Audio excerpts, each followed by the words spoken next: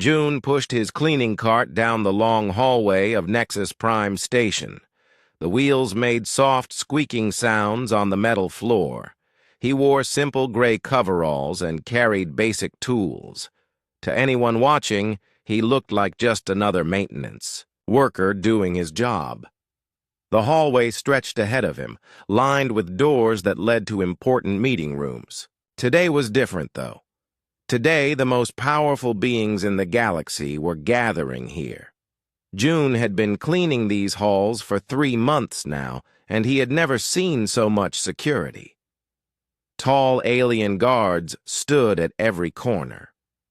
Their blue skin glowed softly in the dim light. These were Zenthari warriors, known throughout the galaxy for their strength and loyalty. Each one carried weapons that could cut through solid metal. They barely looked at June as he passed by with his cart. Another day, another mess to clean, June said to himself in broken galactic standard. He had practiced speaking this way for months. The aliens expected maintenance workers to speak poorly. It made them feel superior and helped them ignore people like him. The Grand Assembly Chamber was at the end of the hall. June had cleaned that room many times, but today it was different. Today it was full of the most important aliens in the known galaxy. Through the partly open door, he could see strange shapes moving inside. Ambassador Veltar was already at the main podium. The Zenthari leader stood nearly 8 feet tall. His 6 arms moved constantly as he spoke, and his compound eyes caught every detail in the room.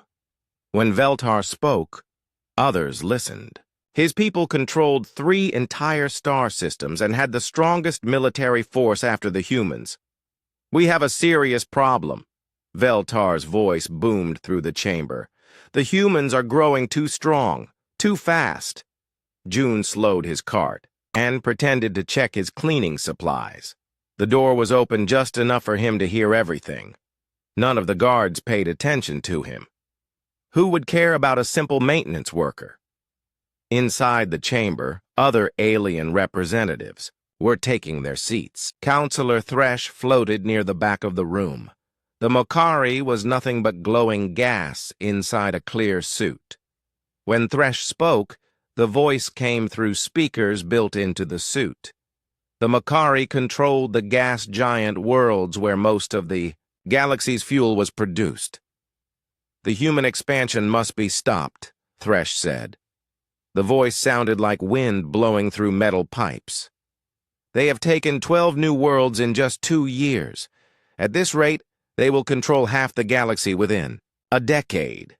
Near the front sat Counselor Crix of the Vexani. The predator species looked like a cross between a giant spider and a shark. Sharp teeth filled Crix's mouth, and 8 legs clicked nervously against the floor. The Vexani were known for their cruel nature and their hunger for war. "We should have destroyed them when they were still on their home world," Crix hissed. "Now they spread like a disease across our galaxy." June continued cleaning the floor outside the chamber. His movements were slow and steady like any other maintenance worker, but his ears caught every word. This was exactly what he had been waiting for. 3 months ago, his superiors had given him this mission. Go to Nexus Prime. Blend in. Listen. Learn what the aliens were planning. It had been the hardest 3 months of his life. Pretending to be simple and weak went against everything he had been trained to do. More aliens entered the chamber. The thermal species looked like walking crystals, their bodies made of living rock that glowed with inner heat. The aquatic delegates wore special suits filled with water, their fish-like bodies swimming inside. There were others, too, beings of pure energy, plant creatures with leaves instead of skin, and mechanical life forms that clicked and whirred as they moved.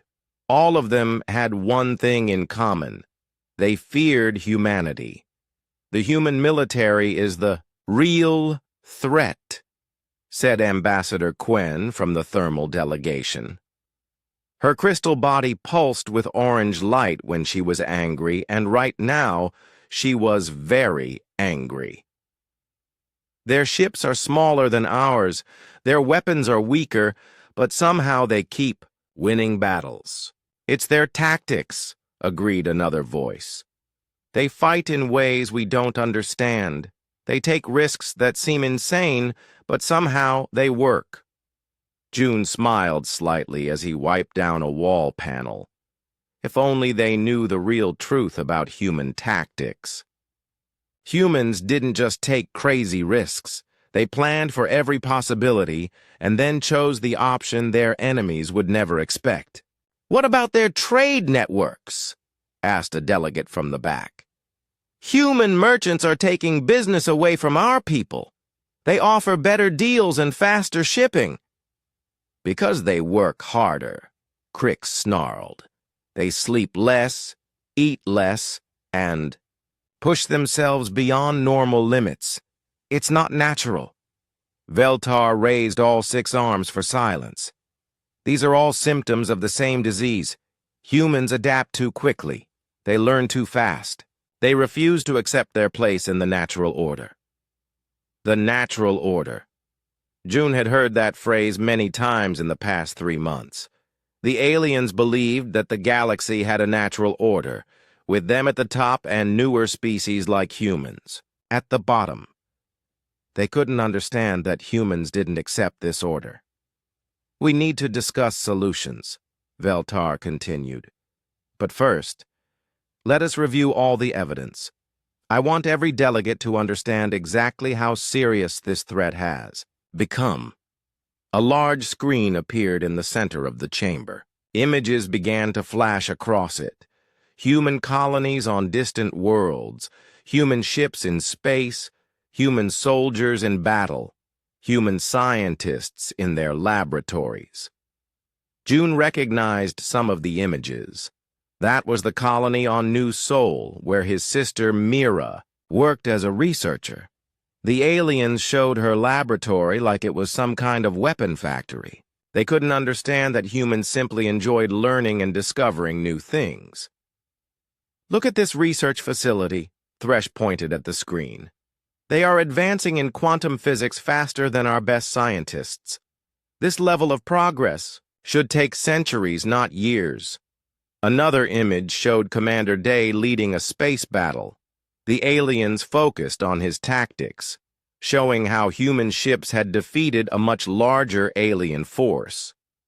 "This battle should have been impossible to win," Crix said. "But somehow, the humans found a way." The images continued. Human diplomats meeting with alien leaders, human artists creating new forms of entertainment, human teachers working with alien children. To the aliens, even these peaceful activities looked threatening. "They are everywhere," Veltar said finally. "In our trade routes, our schools, our entertainment networks. Some of our own young people prefer human music to our traditional songs." June almost laughed at that. Human music was popular because it was good, not because of some evil plan to control alien minds. But the aliens couldn't see the difference. The session was just beginning. But already June had heard enough to know his mission was more important than ever. The aliens weren't just worried about human expansion. They were planning something much worse, and they had no idea that one of the humans they feared so much was standing right outside their door, listening to every word they said. As the aliens continued their discussion, June quietly pushed his cart to the next section of hallway. He had work to do, both the kind they expected and the kind they would never suspect. The next morning, June arrived early for his cleaning duties. The alien delegates had talked for hours the day before, but they were far from finished. Today's session would be even more important. He could feel the tension in the air as guards took their positions. June wheeled his cart past the same guards as yesterday. They still ignored him completely. To them, he was just part of the station's background, no more important than the walls or the lights. This invisibility was his greatest weapon. Inside the Grand Assembly Chamber, the aliens were gathering again, but today felt different.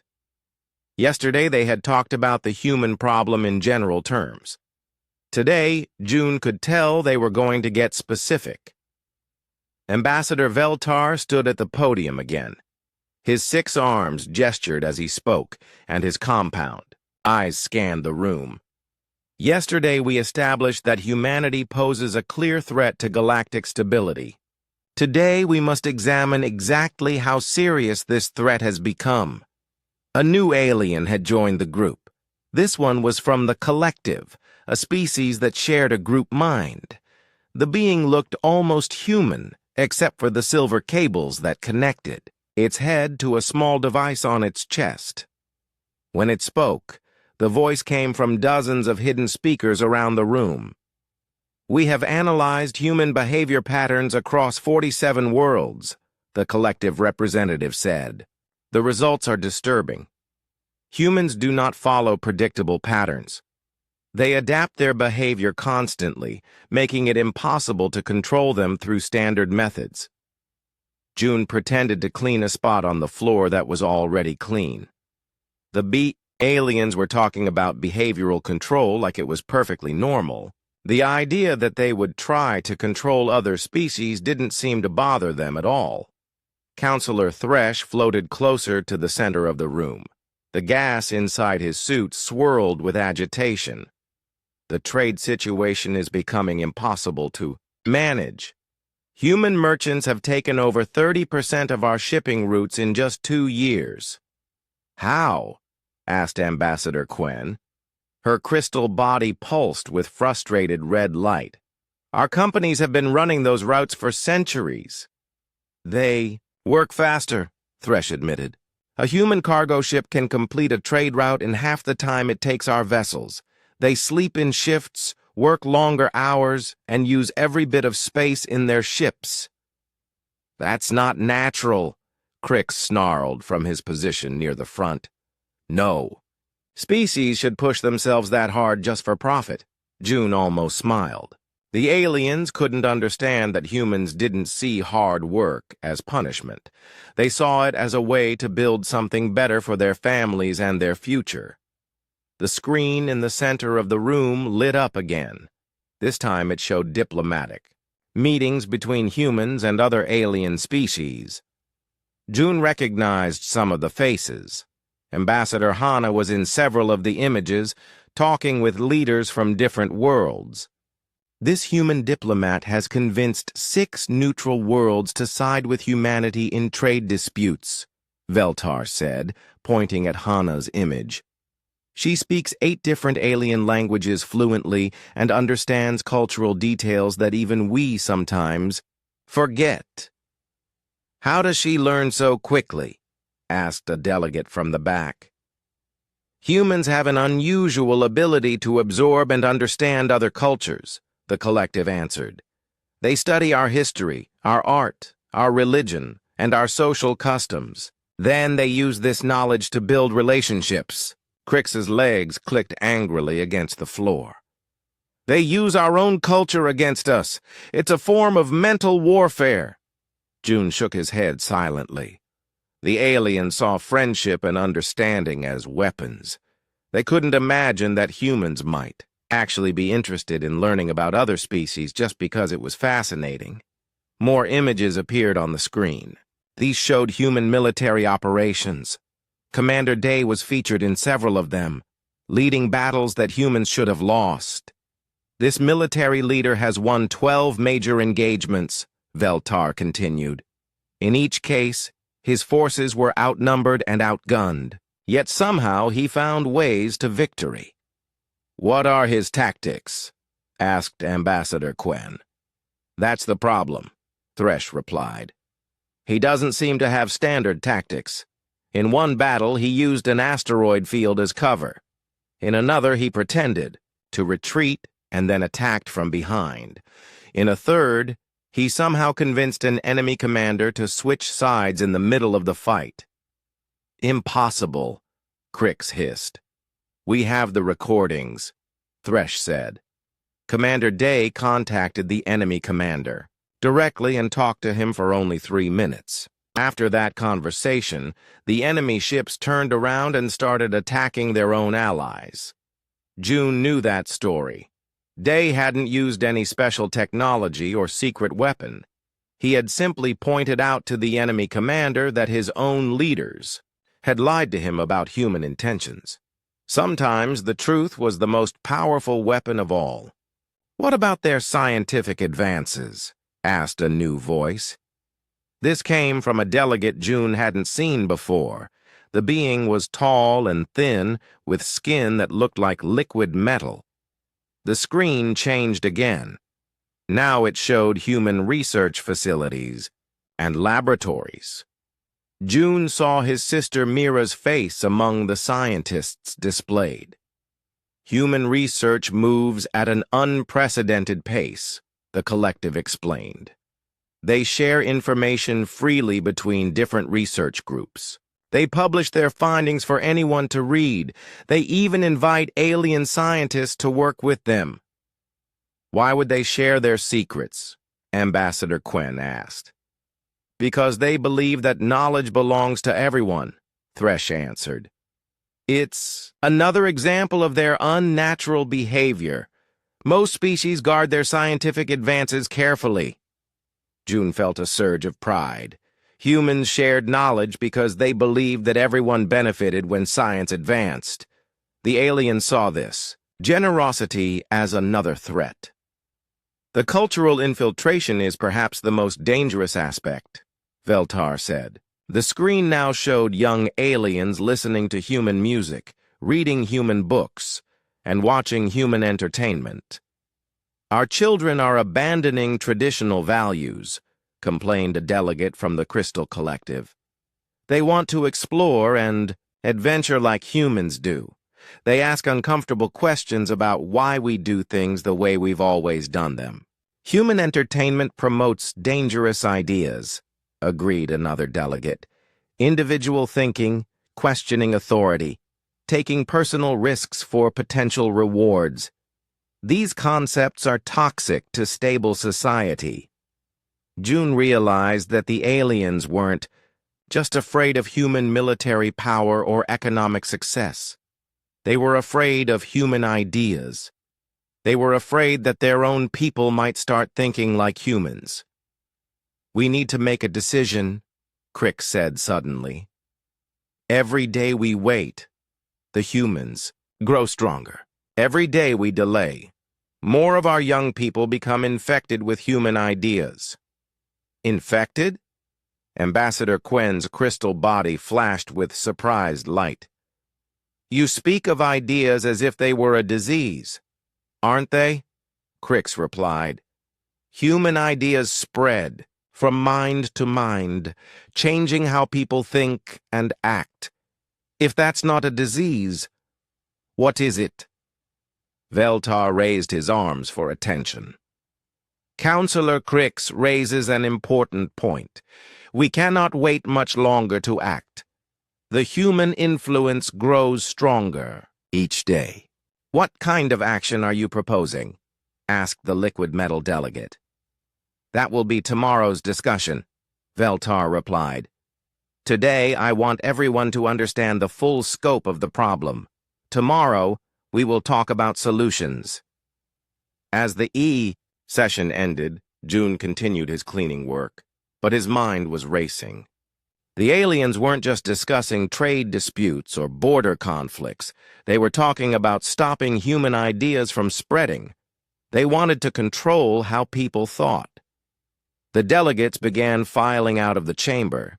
As they passed by June, some of them continued their conversations in smaller groups. He caught fragments of their discussions. Economic sanctions might not be enough. Need something more permanent before they inspire a full rebellion. June pushed his cart down the hallway, but his thoughts were focused on what he had heard. Tomorrow's session would be the most important one yet. Tomorrow, the aliens would start planning their solution to the human problem, and June would be there to hear every word. June arrived at the station's maintenance bay extra early that morning. He needed time to prepare his equipment before the day's session began. His hands moved quickly as he checked the small devices hidden in his cleaning supplies. Everything had to be ready for what might come today. The third day of the Alien Council felt different from the start.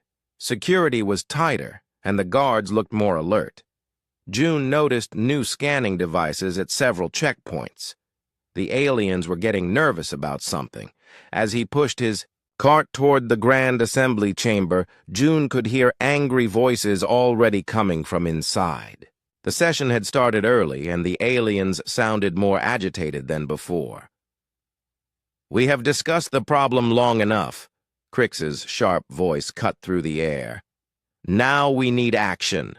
Real action." June positioned himself near the chamber entrance and began cleaning the same section of wall he had cleaned yesterday. The guards paid him no attention. After 3 months, he had become part of the background. Inside the chamber, the mood was darker than before. The aliens sat in tight groups, whispering among themselves. When Veltar called for order, it took several attempts to get their attention. "Yesterday we established the full scope of the human threat," Veltar began. "Today we must decide what to do about it. Counselor Crix has prepared a proposal for our consideration." Crix moved to the center of the room. His 8 legs clicked against the floor as he walked, and his sharp teeth gleamed in the light. When he spoke, his voice carried the hunger of a predator who had found his prey. "The solution is simple," Crix said. "We must contain the humans before they become too powerful to stop. I propose a 3-phase plan that will solve our problem permanently." The screen in the chamber lit up, showing a map of human space. Red lines appeared around human colonies, showing proposed boundaries and restrictions. Phase 1. Economic isolation, Crix continued. "We cut off all trade with human worlds. No alien ships dock at human stations. No human goods are allowed in our markets. We freeze all human assets in alien banks." June felt his stomach tighten. An economic blockade would hurt millions of innocent people. Human colonies depended on trade with alien worlds for essential supplies. Phase 2. Protection protocols, Crix went on. The map changed, showing alien military ships surrounding human space. "We establish a security perimeter around all human territory. For their own protection, of course. We cannot allow them to continue their dangerous expansion." Ambassador Quen's crystal body flashed with confused light.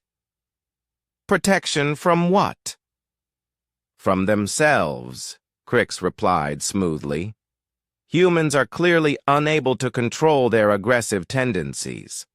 They expand too quickly, take too many risks, and threaten galactic stability.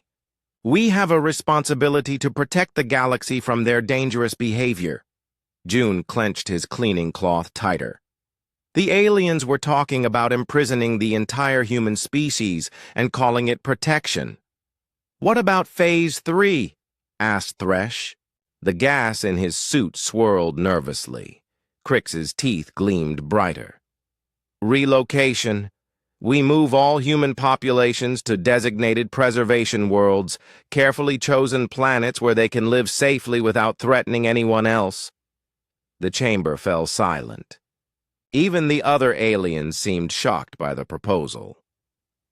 "You're talking about forced relocation," said a delegate from the back. "That's a violation of galactic law." "Galactic law was written before the human threat emerged," Crix replied.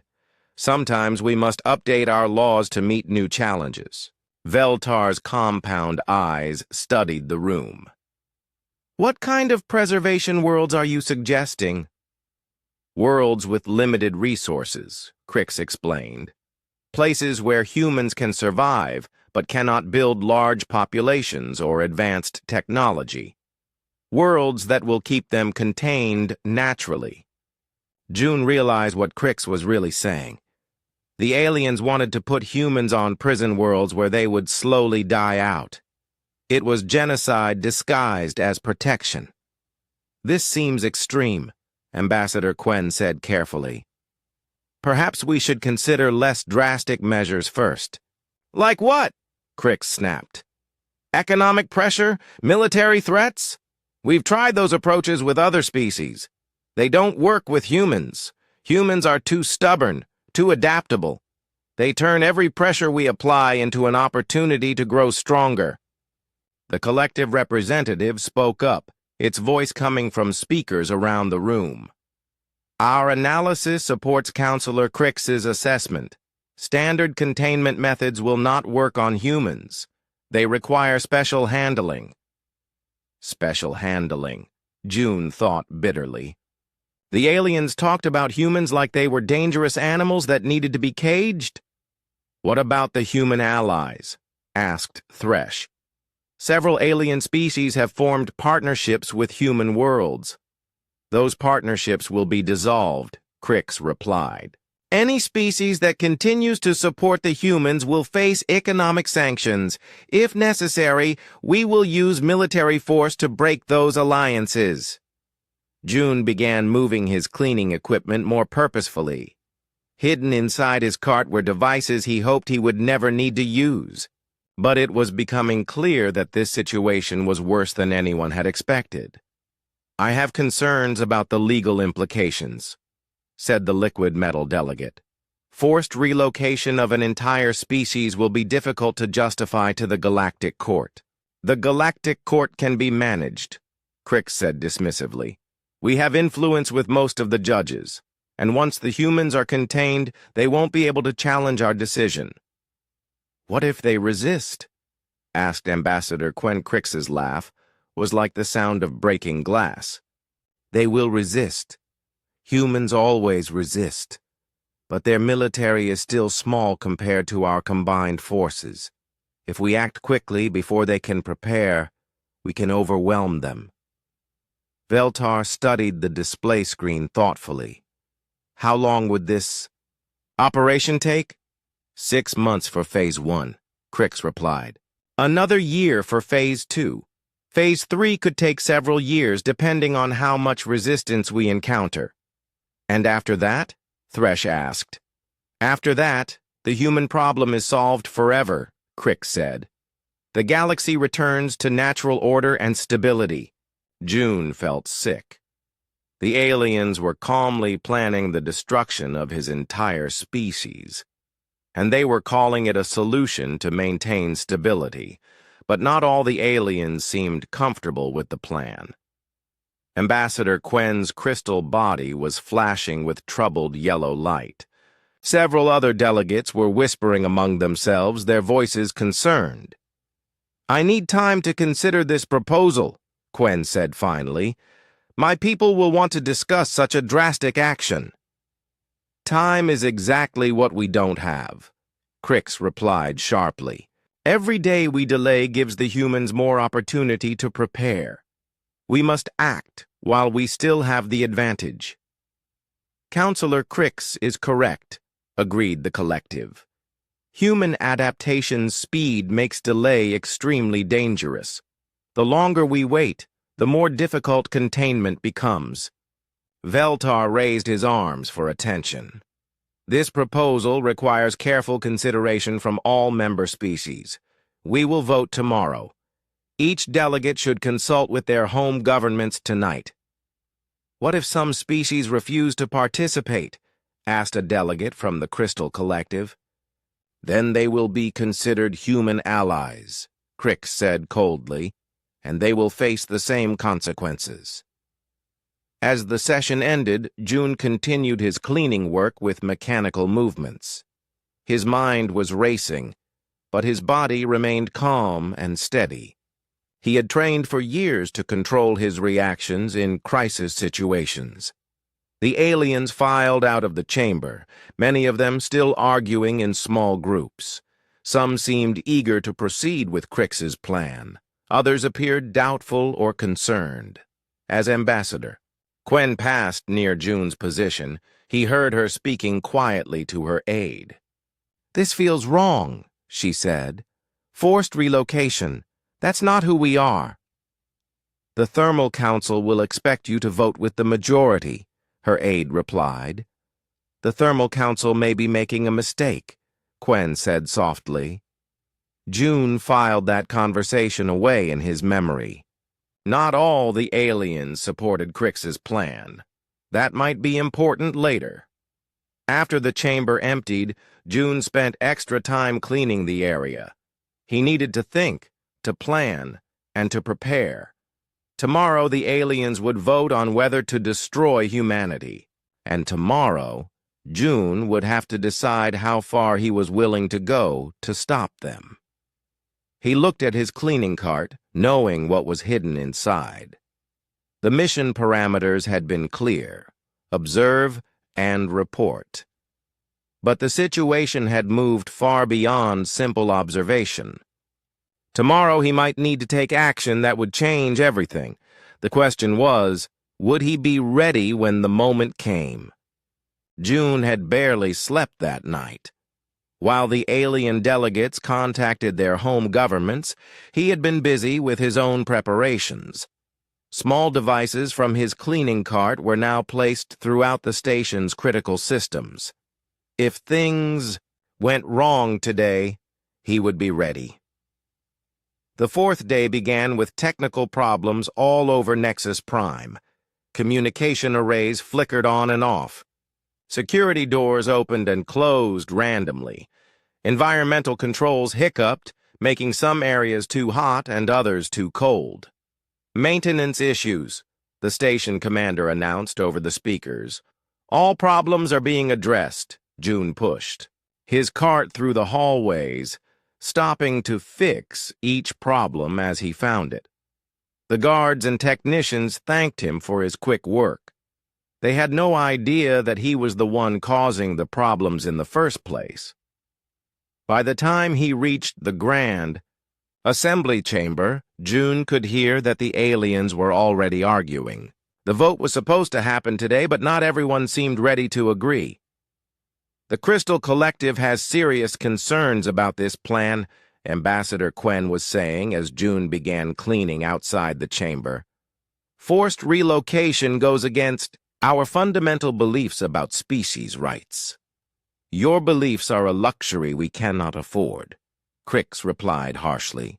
"The human threat grows stronger every hour we delay." June positioned himself where he could see through the partly open door.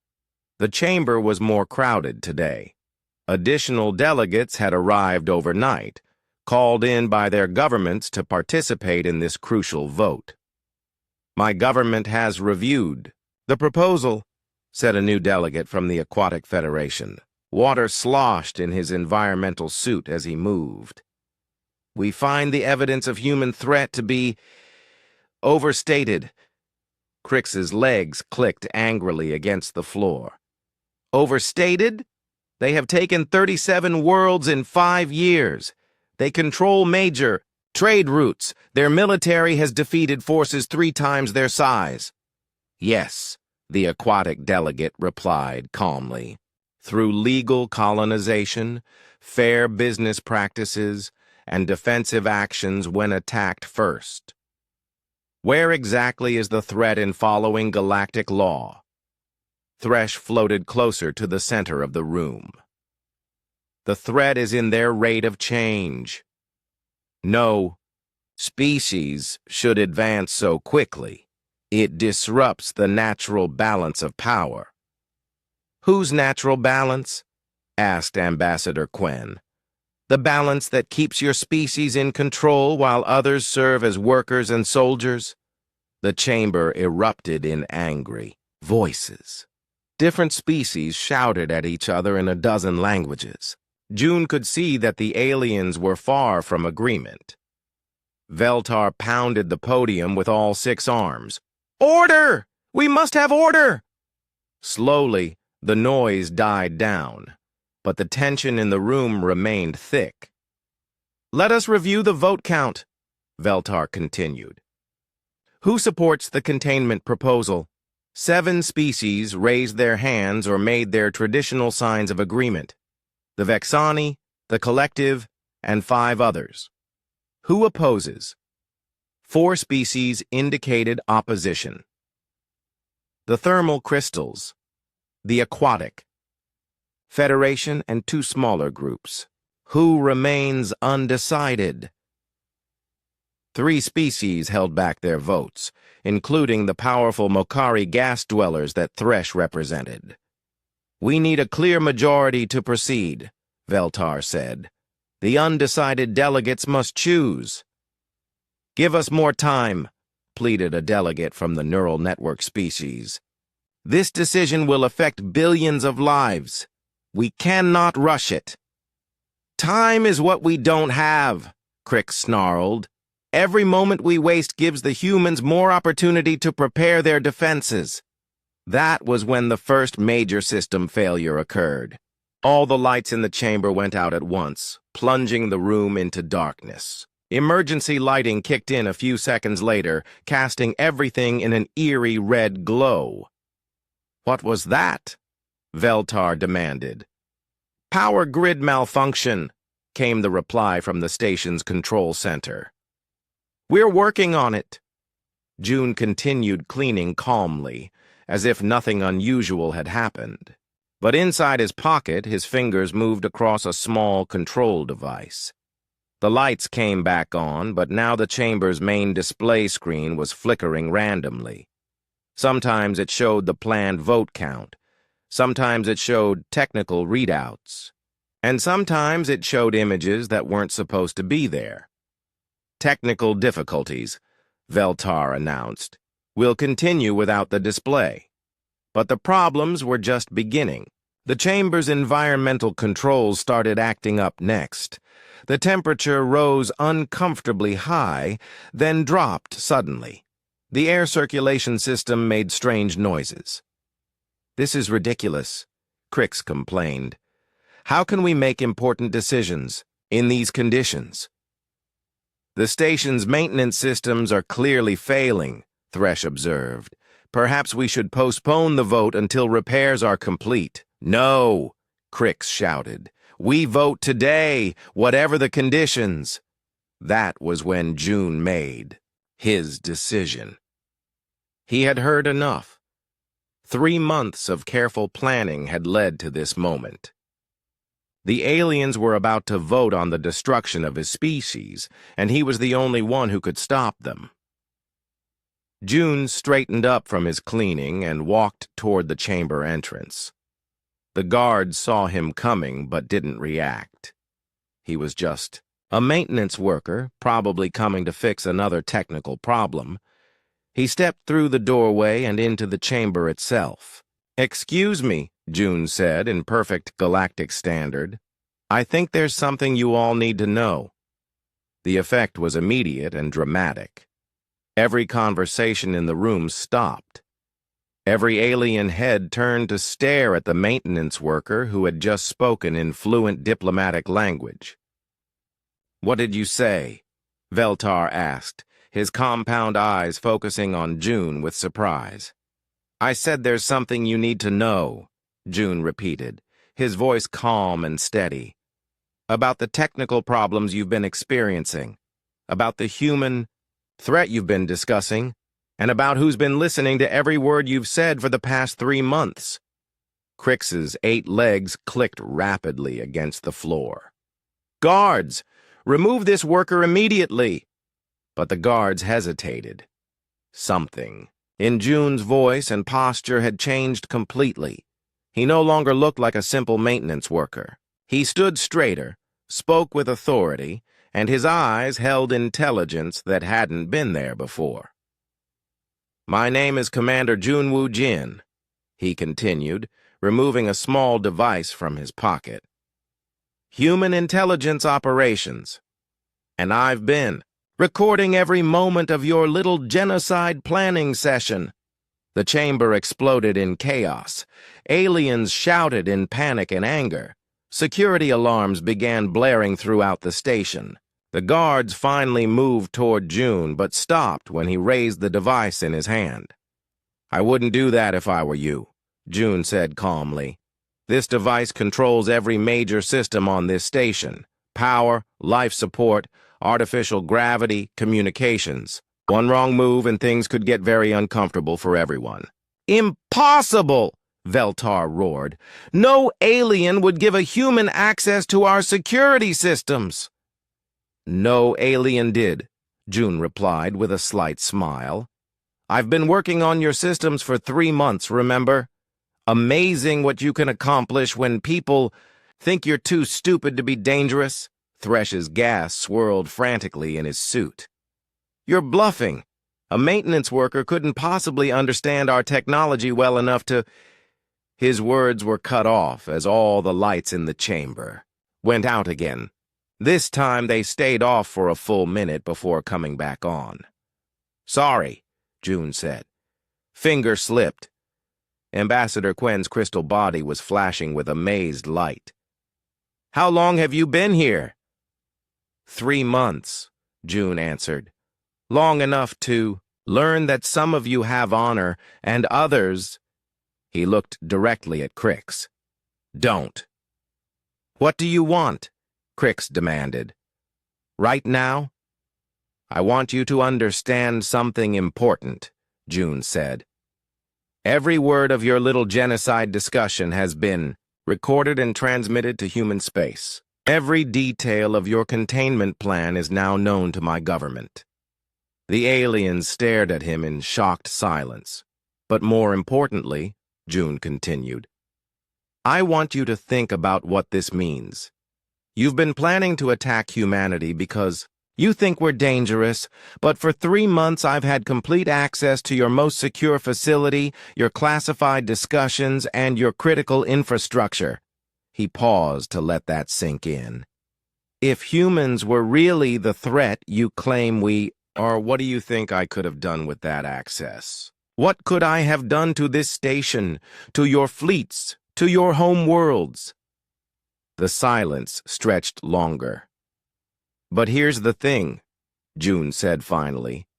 "I chose not to use that power against you. Even though you were planning to destroy my species, I chose restraint, because that's what humans do. We prefer cooperation to conquest, partnership to domination." Veltar's 6 arms were trembling slightly. "What happens now?" June smiled. "Now we talk, like civilized beings should have done from the beginning."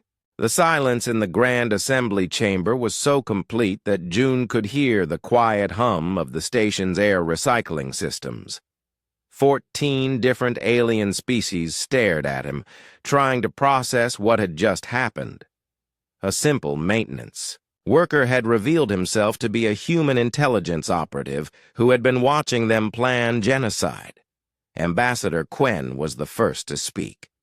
Her crystal body pulsed with confused orange light.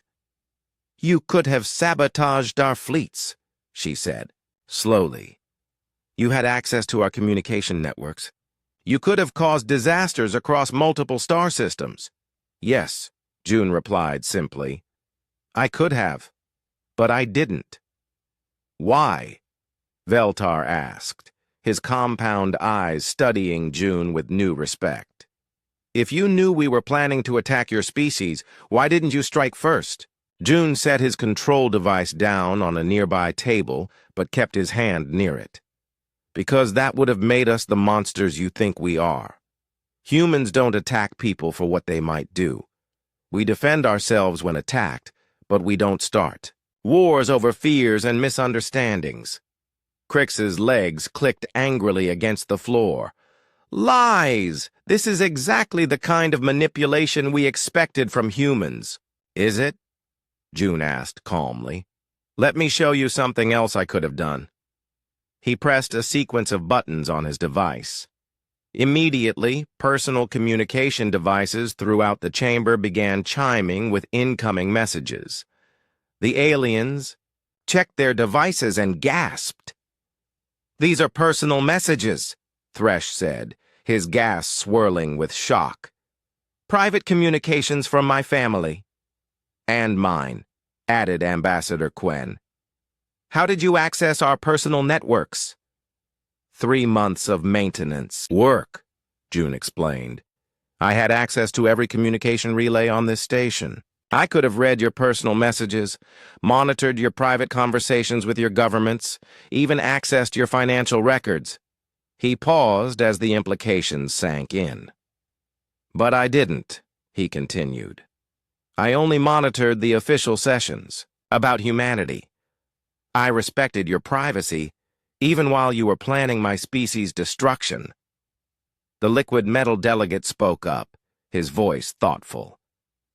"You could have used our personal information against us. Blackmail, manipulation, turning us against each other." "That's what you would have done, isn't it?" June asked. "Use personal information as a weapon? That's why you assume humans would do the same thing."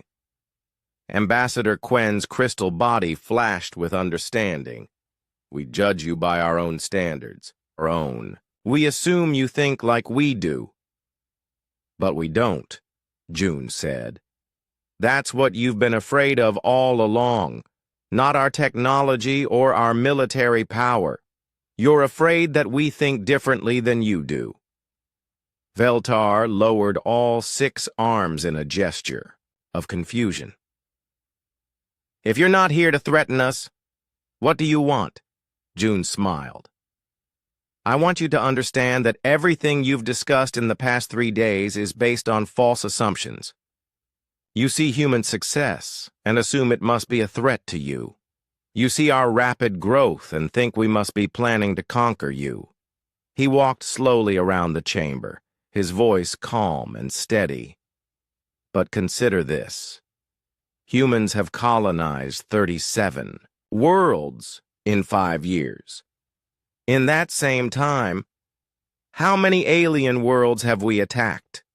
How many alien ships have we destroyed except in self-defense? How many alien governments have we tried to overthrow?" The aliens looked at each other uncomfortably. The answer was obvious: 0. "Our colonies are successful because we work hard," June continued. "Our merchants are competitive because we offer fair deals and reliable service.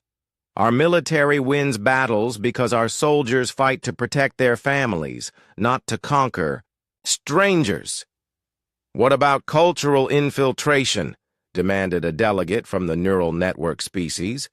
"Your entertainment, your ideas, they spread through our populations like a virus."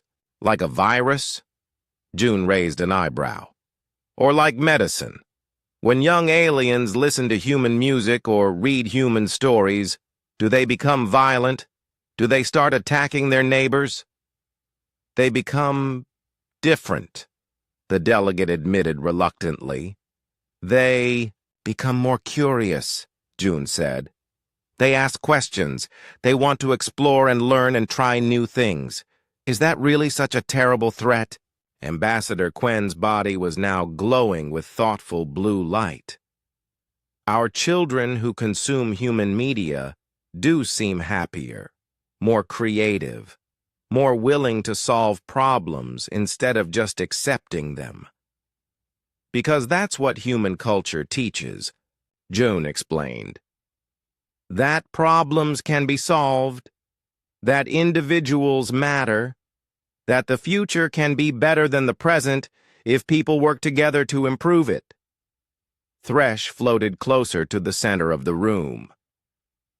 "You're suggesting that human influence might actually be beneficial?" "I'm suggesting that you judge for yourself," June replied. "Look at the evidence without fear. Have human colonies been good neighbors? Have human merchants honored their contracts? Have human diplomats kept their promises?" The chamber fell quiet as the aliens considered these questions. Even Crix seemed to be thinking, though his expression remained hostile. "What do you propose instead of containment?" Veltar asked finally. June reached into his maintenance coveralls and pulled out a datapad. "I propose true partnership. Not the kind where you tolerate humans as junior members, but real cooperation between equals." He activated the datapad, and a holographic display appeared above the chamber. It showed star charts, trade routes, and research facilities. "Joint exploration. Missions to discover new worlds," June said as the display changed. "Shared research projects that combine human creativity with alien knowledge. Cultural exchange programs that let our young people learn from each other." "And military cooperation?" asked the aquatic delegate.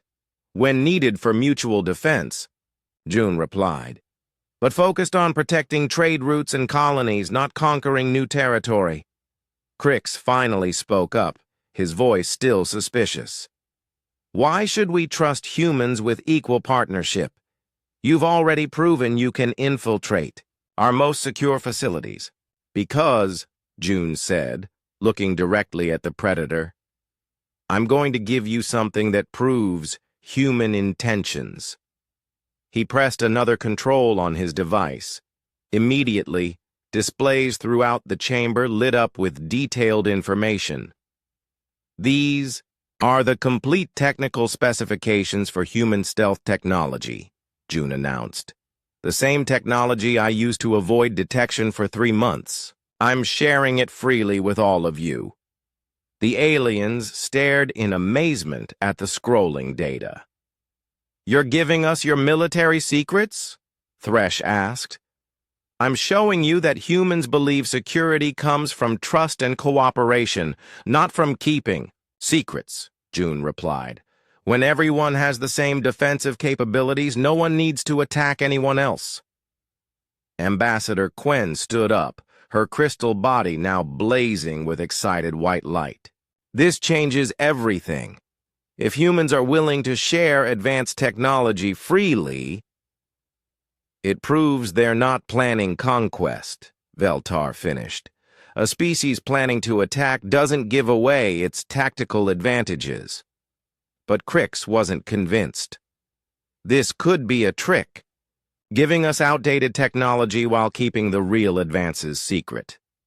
June nodded. "You're right to be suspicious, so I'm going to make you a better offer. Send your best scientists to human space.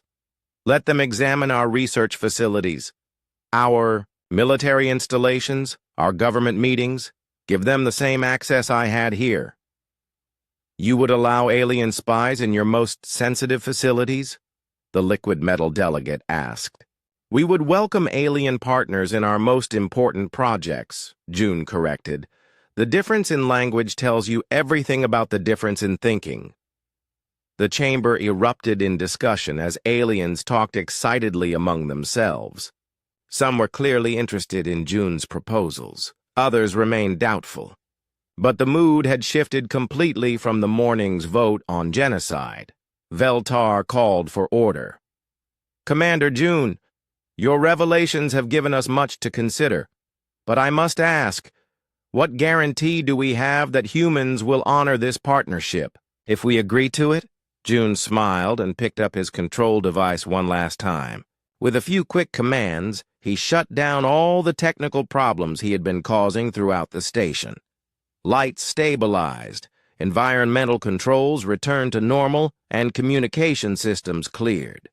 3 months ago, I came here to spy. On you, he said.